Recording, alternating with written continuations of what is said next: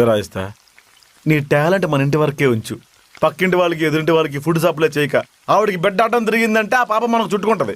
ఏం కాదు, నాకు చాలా పెద్ద గోల్స్ ఉన్నాయి ప్రసాద్. నేను ఫుడ్ వ్లాగ్స్ చేయాలి, కొత్త రెసిపీస్ ట్రై చేయాలి, అండ్ మాస్టర్ షెఫ్కి వెళ్ళి షీల్డ్ కూడా తీసుకోవాలి. నేను అపార్ట్మెంట్ వాళ్ళందరినీ పిలిచి భోజనాలు పెడదాం అనుకుంటున్నాను ప్రసాద్. అప్పుడు అందరి సవాల్ని మాయం చేయలేక నేను చావాలి. అపార్ట్మెంట్ ఖాళీ అయిపోతే నువ్వు నేను బాల్కనీలో దయ్యాల్లా వేలాడాలి. అయినా నువ్వేనా పేదరాజు పెద్దం అనుకుంటున్నావా అందరికి పిలిచి భోజనం పెట్టడానికి?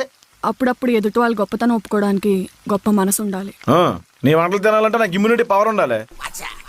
ప్రసాద్ ఆగు. ఏంటి? Immunity booster. ఏమైందిరా? ఎలా ఉంది? రకరకాలుగా ఉంది. అలా ఉండాలనే హల్వాలో ఇంగు వేసా.